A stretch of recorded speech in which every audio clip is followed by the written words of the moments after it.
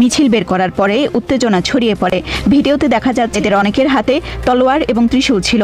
Delhi police 2 অপ্রাপ্তবয়স্ক সহ 23 জনকে গ্রেপ্তার করেছে। তারা স্থানীয় বিজেপি নেতাদের অভিযোগও খতিয়ে দেখছে। ছক্কা হাঁকিয়েছেন দিদি আর বোল্ড আউট হলেন বিজেপির মোদি। আসসালামু আলাইকুম প্রিয় দর্শক, ফাইনালি চলে আসলাম আপডেট ও গুরুত্বপূর্ণ কিছু নিউজ নিয়ে আপনাদের মাঝে। প্রিয় দর্শক, অবশ্যই ভিডিওটি শেষ অবধি দেখবেন। দর্শক, আপনাদের কাছে ছোট্ট একটি অনুরোধ, দেশ এবং দেশের বাইরে হলে কমেন্ট বক্সে লিখে জানিয়ে দেবেন, আর চ্যানেলে নতুন হলে সাবস্ক্রাইব করে পাশে থাকা বেল বাটনটি অবশ্যই অল করে দেবেন, কারণ পরবর্তী আপডেট নিউজ সবার আগে পাওয়ার জন্য প্রিয় দর্শক আর অবশ্যই একটি লাইক দেবেন। আসসালামু আলাইকুম। নিজেকে ঈশ্বরের দূত হিসেবে ঘোষণা দেওয়া, ভগবান হিসেবে দাবি করা নিজেকে, ভারতের প্রধানমন্ত্রী নরেন্দ্র মোদী এখন এতটাই ভয়ে আছেন, এতটাই আতঙ্কে আছেন যে তিনি ঈশ্বর বন্দনা ভুলে গিয়ে তার মুখ থেকে এখন শ্রী জয়রাম শব্দগুলো উচ্চারণ হচ্ছে না। তিনি এই শব্দগুলো ভুলে গেছেন একেবারে। তার বদলে তিনি বন্দনা করছেন বিজেপি নেতৃত্বাধীন এনডিএ জোট, ন্যাশনাল ডেমোক্রেটিক অ্যালায়েন্সের যে শরীরযুক্ত দলগুলো, তিনি তাদের বন্দনা করছেন। মাত্র কদিন আগেও যে অযোধ্যায় রাম মন্দির উদ্বোধনকে কেন্দ্র করে গোটা দেশে এক ঝোল তোলার চেষ্টা করলেন। তিনি শ্রী জয়রাম বলে পুরো ভারতকে বিভক্ত করলেন, ধর্মীয় উন্মাদনা ছড়িয়ে দেওয়ার চেষ্টা করলেন নিজের ভোট ব্যাংক বাড়ানোর জন্য। তিনি এখন শ্রী জয়রাম শব্দের উচ্চারণ করতে পারছেন না, তার মুখ থেকে বেরোচ্ছে না, ভুলে গেছেন সব। এর কারণ বলছি, আর তিনি এতটাই ব্যতিব্যস্ত যে নতুন সরকার গঠন করতে চান আগামী 2-3 দিনের মধ্যে। শনিবারে তিনি শপথ নিতে চান। আপনারা জানেন এর মধ্যে সংসদ ভেঙে দেওয়া হয়েছে। ভারতের রাষ্ট্রপতি সংসদ ভেঙে দিয়েছেন মঙ্গলবার। ভারতের নির্বাচনের ফলাফল ঘোষণার পরপরই তিনি দৌড়ে চলে গেছেন প্রেসিডেন্টের কাছে এবং তার জোটের সদস্যদের, লোকসভা সদস্যদের তালিকা তুলে দেওয়া হয়েছে। জানিয়ে দিয়েছেন যে শনিবারে তিনি শপথ নিতে চান। কেন এই তাড়াহুড়া? তার মধ্যে আতঙ্ক ভর করেছে যদি কোনোভাবে এনডিএ জোটের অন্যতম প্রধান বা এই মুহূর্তে সবচেয়ে বড় ট্রাম্প কার্ড যে দুটি দল, তা হচ্ছে অন্ধ্রপ্রদেশের চন্দ্রবাবু নাইডুর তেলুগু দেশম পার্টি আর বিহারের মুখ্যমন্ত্রী নীতিশ কুমারের জেডিইউ। এই 2 দল মিলে পেয়েছে 28টি আসন। ভারতের লোকসভা নির্বাচনের সরকার গঠনের জন্য প্রয়োজন 273টি আসন। এনডিএ জোট পেয়েছে 293টি আসন। এই 28টি বাদ দিলে তো আর 273 পূরণ করা যাচ্ছে না। আবার ইন্ডিয়া জোট, কংগ্রেস নেতৃত্বাধীন যে জোট, তারা তো মোটামুটি 232টি আসন পেয়েছে। এই 28টি পেলে তারা অনেক দূর এগিয়ে যায়। বাকি 2 দিয়ে তারা মোটামুটি পূরণ করে নিতে পারবে এবং সরকার গঠনের দিকে যাওয়াটা অস্বাভাবিক নয়। আরো মজার কথা হচ্ছে, আপনাদেরকে একটু জানিয়ে রাখি, নরেন্দ্র মোদীর খাওয়া সব হারিয়ে গেছে। মোদী ম্যাজিক আর ভারতে কাজ করছে না, মোদী ফ্যাক্টর আর ভারতে কাজ করেনি এবার, যার কারণে তিনি এই যে দুই দল, তেলুগু দেশম পার্টি এবং জেডিইউ, এই 2 দলের 2 নেতা চন্দ্রবাবু নাইডু এবং নীতিশ কুমার, তাদের 2জনের কাছ থেকে লিখিত সমর্থন আদায় করে নিয়েছে যাতে তারা কোনোভাবেই ইন্ডিয়া জোটের সাথে যোগ দিতে না পারে। এরকম হয়তো অনেক ক্ষেত্রে হয়, বিভিন্ন দেশে হয়েছে, লিখিত জোটে অন্তর্ভুক্ত থাকার জন্য লিখিত নিয়ে নেওয়া।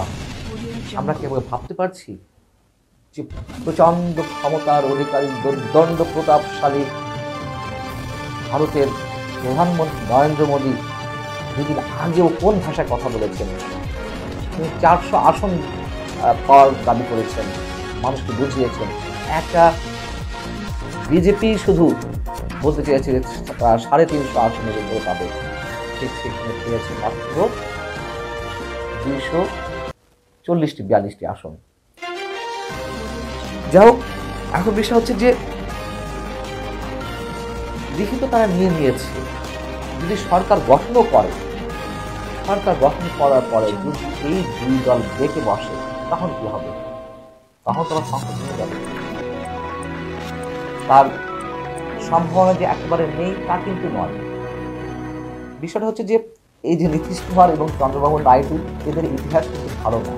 এরা কখনো ইন্ডিয়া জোটে, কখনো এনডিএ জোটে, এই কদিন আগেও যে নীতিশ কুমার ইন্ডিয়া জোটের সঙ্গে ছিল, কংগ্রেস নেতৃত্বাধীন জোট, এবং বিজেপির যে আদর্শ, নরেন্দ্র মোদীর যে আদর্শ আর নীতিশ কুমারের আদর্শের মধ্যে বিস্তর ফারাক, তারপরেও কদিন আগে ইন্ডিয়া জোট থেকে বিজেপি জোট যেটি এনডিএ সেখানে জয়েন করেছে। আবার একই অবস্থা চন্দ্রবাবু নাইডু, তারাও ইন্ডিয়া জোটে ছিল, এবং চন্দ্রবাবু নাইডু একবার না, এই এনডিএ জোটের শুরুতে যখন অটল বিহারী বাজপেয়ীর নেতৃত্বে এনডিএ জোট হয় সেখানে ছিল, তারপর আবার কংগ্রেস নেতৃত্বে আসলো তাদের জোটে, আবার সেখানে গেল, আবার আসলো। এই কারণেই দিল্লির পশ্চিমবঙ্গের বিজেপির সাবেক সভাপতি দিলীপ ঘোষ তিনি একটা মজার মন্তব্য করেছেন। তিনি বলেছেন যে জোট শরিক হিসেবে নীতিশ নাইডুর অতীত ইতিহাস বিজেপির কাছে মোটেও শুভকর নয়। তিনি বলেছেন যে নীতিশ এবং নাইডু বরাবরই পোল্টিবাজ, তাদের উপরে নির্ভর করা কতটা ঠিক হবে তা নিয়ে ভাবা উচিত কেন্দ্রীয় নেতৃত্বে। না ভেবেও তো উপায় নেই, ভাবতে তো হবে, এছাড়া কোনো উপায় নেই। এবং প্রধানমন্ত্রীর মুখে, নরেন্দ্র মোদীর মুখে এখন যে নীতিশ বন্দনা কিংবা নাইডু বন্দনা,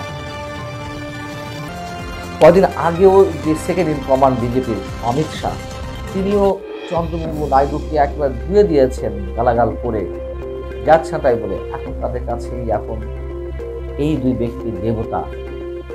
রামচন্দ্র এখন আর তাদের কাছে দেবতা নয়, ঈশ্বরের দূত হিসেবে নিজেকে আর প্রতিষ্ঠা করতে পারছেন না প্রধানমন্ত্রী।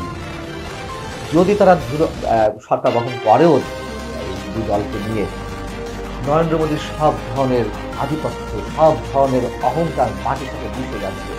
যেহেতু 400 আসন দূরের কথা, 300 ক্রস করতে পারেনি।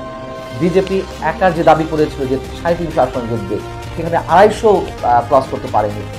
সেখানে নরেন্দ্র মোদী নিজের যে অবস্থা, বারাণসীতে তিনি যে প্রতিনিধিত্ব করেছেন, সেখানে এর আগে 2014 এবং 2019-এ তিনি 3 লক্ষ ভোটের ব্যবধানে জিতেছিলেন। আর এইবার কংগ্রেসের অজয় রায়ের কাছে তিনি জিতেছেন মাত্র 1.5 লক্ষ ভোটের ব্যবধানে। আর হিন্দু উন্মাদনার যে মূল মন্ত্র তিনি ছড়ানোর চেষ্টা করেছেন, সেই হিন্দু অধ্যুষিত রাজ্যগুলো যেখানে বিজেপির এবার স্বপ্ন দেখেছিল অনেক কিছু করবে, সেই উত্তরপ্রদেশ, পশ্চিমবঙ্গ, রাজস্থানে বিপর্যয় নেমে এসেছে। অতএব মোদীর সেই অহংকার এখন থাকছে না, এবং যে ঝুলন্ত পার্লামেন্ট গঠিত হলো, ঝুলন্ত সরকার হতে যাচ্ছে, যদি সত্যি সত্যিই বিজেপি আবার সরকার গঠন করে, তার সম্ভাবনাই বেশি। সেখানে মোদীকে অনেক হিসেব নিকেশ করে চলতে হবে। আর এই যে হিন্দু উন্মাদনা, সেটি তো এবার আর ভারতের মানুষরা তেমনভাবে লুকে নেয়নি, বরং বিরক্ত হয়েছে, বরং আতঙ্ক ভুগেছে। যুব সমাজ বিশেষ করে মোদীর এই মূল মন্ত্রে কান দেয়নি, যেটি ভারতের বিভিন্ন ধরনের বিশ্লেষণে এই মুহূর্তে উঠে আসছে। আমরা জানি না যে সত্যি সত্যি তিনি সফল হবেন কিনা, সম্ভাবনা যদিও বেশি। ইন্ডিয়া জোট এখনো বসে নেই, তারা তাদের মধ্যে চেষ্টা চালিয়ে যাচ্ছে। যদিও নীতিশ কুমার এবং চন্দ্রবাবু নাইডু লিখিত দিয়েছেন, তাও সেই লিখিতের কতটুকু মূল্য আছে এটা আমি অন্তত জানি না। তবে তারা যে কোনো সময় বেঁকে বসতে পারে, এবং যে চড়া মূল্য তারা আদায় করে নেবে নিজেদের পক্ষে। যতদূর জানা গেছে যে নীতিশ কুমারকে উপপ্রধানমন্ত্রী করা হচ্ছে, এই শর্তে তিনি বিজেপিকে সমর্থন করছেন। রাজনীতি সেই বলে কিছু নেই, এবং এটাও সত্য কথা। অসংখ্য মানুষ, ভারত এবং ভারতের প্রতিবেশী রাষ্ট্রগুলোর অসংখ্য মানুষ ঈশ্বরের কাছে প্রার্থনা করছে, সৃষ্টিকর্তার কাছে প্রার্থনা করছে নরেন্দ্র মোদী যেন কোনোভাবে প্রধানমন্ত্রী না হতে পারে।